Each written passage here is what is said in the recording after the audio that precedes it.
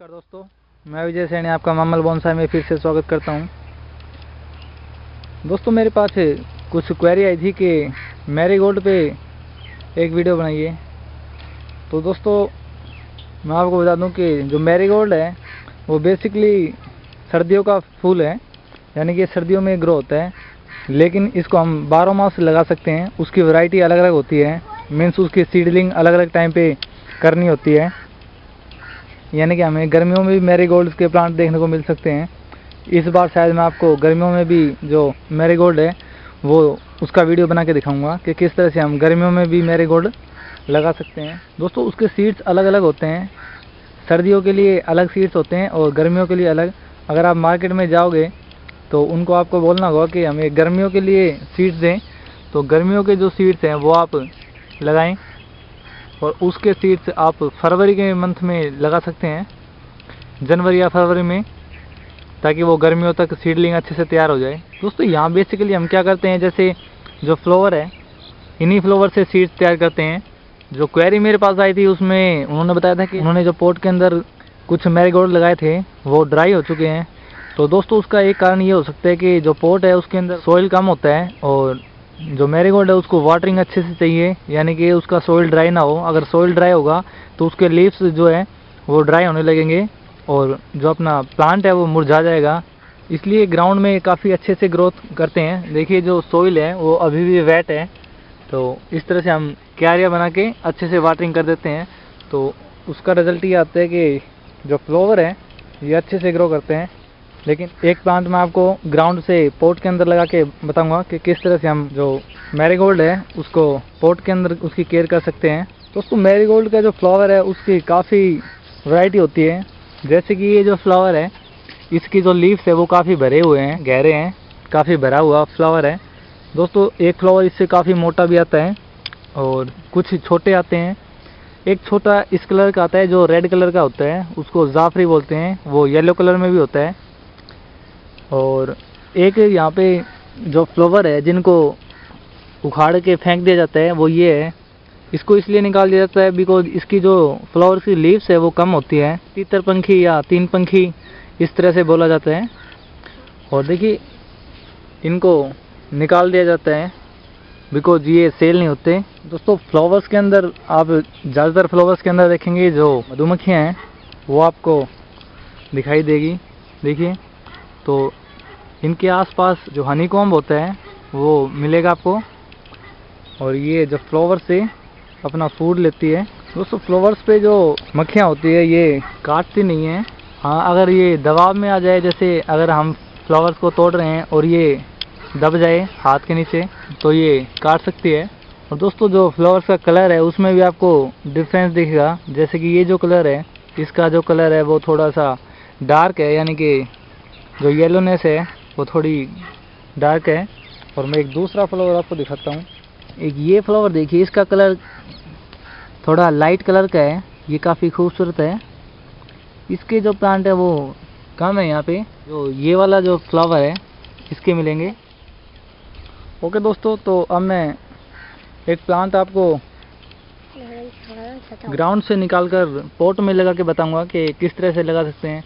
दोस्तों हम ग्राउंड से निकालकर पॉट में इसको बाद में भी लगा सकते हैं, जैसे कि सीडलिंग के टाइम अगर आप नहीं लगा पाए और आपके पास जो प्लांट है वो बड़ा हो गया है और आप उसको घर के अंदर रखना चाहते हैं, मीन्स आप अपने गार्डन से अपने घर में ले जाना चाहते हैं और पॉट के अंदर ग्रो करना चाहते हैं, तो हम इसके बड़े प्लांट को भी रिपोर्ट कर सकते हैं दूसरे पॉट में, बिकॉज इसकी जो रूट्स है वो ज़्यादा फैलती नहीं है। इसकी रूट्स जैसे बोनसाई की जो नेवरी होती है उस टाइप में होती है।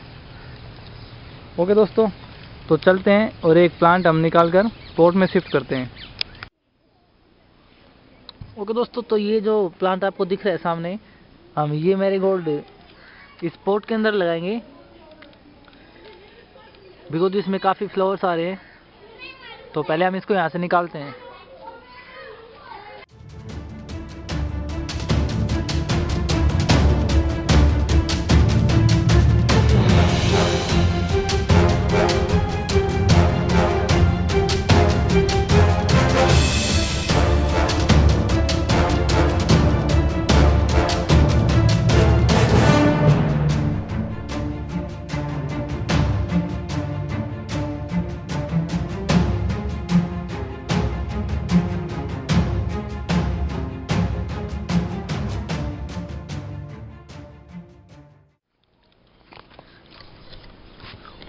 ओके दोस्तों, तो हमने इसके जो रूट बॉल है उसको बचाकर इसको मिट्टी से अलग कर लिया है।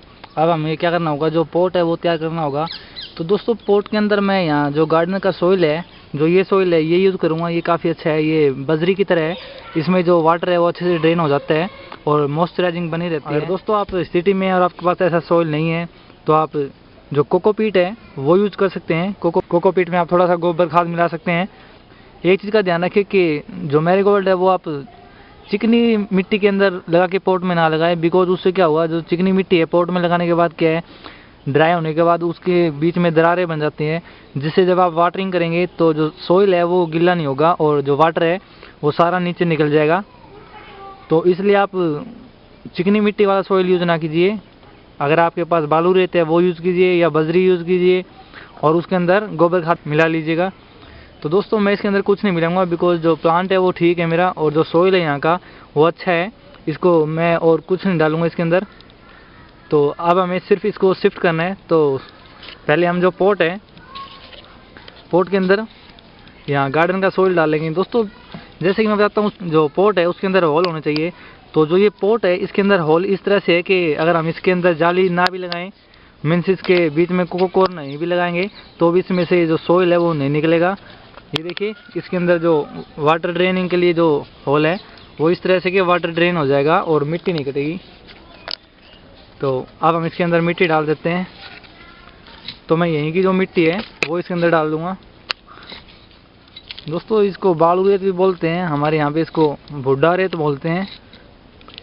ओके दोस्तों, तो हम इसको इतना कर लेंगे कि जो रूट बॉल है वो इसमें आराम से डल जाए। थोड़ा सा हम इसको हाथ से दबा देंगे। ये देखिए हमने बड़ी आसानी से जो इसकी रूट बॉल है वो बगैर डैमेज किए यहाँ से निकाल ली है और जो प्लांट है वो ख़राब नहीं होगा, बिकॉज इसकी जो रूट्स हमने डैमेज नहीं की है। तो हम ग्राउंड से निकाल के इसको सिंपल इस पोट के अंदर रख देंगे। अगर रूट बॉल पोट से बड़ा है तो उसको थोड़ा सा मिट्टी को रिमूव कर ले, या हम हाथ से भी कर सकते हैं। लेकिन ये ध्यान रखिए कि जो रूट बॉल है वो टूट ना जाए। ओके दोस्तों, तो रूट बॉल अब पोट के अंदर जाने के लिए तैयार है। अब ये पोट के अंदर हम आराम से रख देंगे। ये ध्यान रखिए कि जो रूट बॉल है वो टूटे ना। रूट बॉल देख ले ज़्यादा बाहर है। अब जो हमारा सोइल है वो ज़्यादा बाहर है तो हमको थोड़ा सा सोइल बाहर निकालना होगा। तो उसके लिए थोड़ा सा सोइल हम कम कर देंगे ताकि जो प्लांट का जो रूट बॉल है वो पोट के अंदर रहे, ना कि बाहर रहे। बिकॉज जब हम वाटरिंग करेंगे तो उसकी जो मिट्टी है वो कट जाएगी और रूट्स बाहर आ जाएगी। तो हमें इसको इतना रखना है कि ये अंदर दिखे। ओके दोस्तों, देखिए जो प्लांट है हमने इसके अंदर पोट कर दिया है। अब हमें क्या करना होगा, इसके साइडों में मिट्टी भरनी है और ये काफ़ी इजी है। अगर आपके पास स्पेस है, ग्राउंड है, तो आप भी इस तरह से कर सकते हैं। बिकॉज अगर आपने पोट के अंदर सीडलिंग लगाई है तो उसको थोड़ा टाइम लग सकता है, और अगर आप ग्राउंड में ग्रो करेंगे तो जो फ्लावरिंग है वो अच्छी आएगी और फ्लावरिंग आने के बाद हम प्लांट को पोट में शिफ्ट कर सकते हैं। ओके दोस्तों, तो हमने जो प्लांट है वो पोट के अंदर लगा दिया है। देखिए इस पर जो फ्लावरिंग है वो अच्छे से आ रही है। तो अब हम इसको घर के अंदर रख सकते हैं, लेकिन ये ध्यान रखें कि इसको घर के अंदर ऐसी जगह रखें जहाँ पे इसको धूप मिलती रहे। बिकॉज मैरीगोल्ड को धूप पसंद है, तो इसको जहाँ पे अच्छी रोशनी सनलाइट आती हो वहाँ पे रख दें। ओके दोस्तों, तो आप भी अगर आपके पास प्लांट है ग्राउंड के अंदर तो उसको पोट में शिफ्ट कर सकते हैं, या आप सीडलिंग से डायरेक्ट कर सकते हैं। जब आप सीडलिंग पोट के अंदर लगाएं तो ये ध्यान रखें कि उसमें अच्छे से गोबर का खाद डाल दें सोइल के अंदर, और सोइल जो है वो चिकनी मिट्टी का ना हो, बालू रेत या बजरी का हो, या फिर कोकोपीट। प्लांट पॉट करने के बाद वाटरिंग ज़रूर कर दे उसके अंदर। वैसे तो सोइल ये थोड़ा सा वेट है, लेकिन फिर भी हम इसके अंदर वाटरिंग कर देंगे। दोस्तों ये प्लांट बाहर लगा हुआ था, जिससे इसकी जो लीव्स हैं उस पर काफ़ी धूल मिट्टी लगी हुई है, तो हम इस पर मिस्टिंग कर सकते हैं। बताया था जो सोइल है मेरे गार्डन का वो वेल ड्रेन है। तो देखिए आपको जो हमने वाटरिंग की थी उसके बाद जो सोइल ने अच्छे से वाटर को ड्रेन कर लिया है। आप भी जो वेल ड्रेन सोइल है वो यूज़ करें। मैं आपको बताया था कि पिंच कर दें, तो हम मैरीगोल्ड को भी पिंच कर सकते हैं, जिससे कि इसकी जो हाइट है वो कम होगी और फ्लावरिंग ज़्यादा आएगी। तो पिंच करने का मतलब मेरा ये है कि जब जो सीडलिंग हमारी जब ग्रो करे तो 1 फुट या 1.5 फुट तक हो, तो उसका जैसे कि ये हमारी जो मेन ट्रंक है वो ग्रो कर रही है सीडलिंग। तो हमें क्या करना होगा, 1 फुट के बाद इसको यहाँ से इस तरह से पिंच करना है, मीन्स इसको यहाँ से रिमूव करना है। तो यहाँ से ये पिंच करने के बाद क्या हुआ, इसके यहाँ से ग्रोथ स्टार्ट हो जाएगी और नीचे से ग्रोथ स्टार्ट होगी। तो प्लांट जो है ऊपर की साइड कम बढ़ेगा, साइडों में फैलेगा, और जितनी नई ग्रोथ स्टार्ट होगी हर ग्रोथ पे एक नया फ्लावर आपको मिलेगा। तो इस तरह से हम पिंचिंग कर सकते हैं, जो मैंने गुलदावरी की बताई थी। तो गुलदावरी की भी सेम है। मैं आपको फिर बता देता हूँ, पिंचिंग जो है, जैसे कि ये आपकी ब्रांच है, यानी कि मेन जो ट्रंक है, जब वो कच्ची होती है तब उसको मान लो हमें इसको यहाँ से पिंच करना है, तो इस तरह से हम हाथ से इसको पिंच कर सकते हैं। इसका ये हिस्सा हम रिमूव कर देंगे। तो जहाँ से हम रिमूव करेंगे उसके नीचे जो लीव्स होगी वहाँ से न्यू बर्ड्स निकलेंगे, और जो प्लांट है वो साइडों में ज़्यादा फैलेगा, और जो प्लांट की हाइट है वो कम होगी, और जो फ्लावरिंग है वो ज़्यादा आएगी। तो इस तरह से हम प्लांट पे ज़्यादा फ्लावरिंग ला सकते हैं। ओके दोस्तों, नेक्स्ट वीडियो में फिर मिलेंगे, तब तक के लिए नमस्कार, शुक्रिया।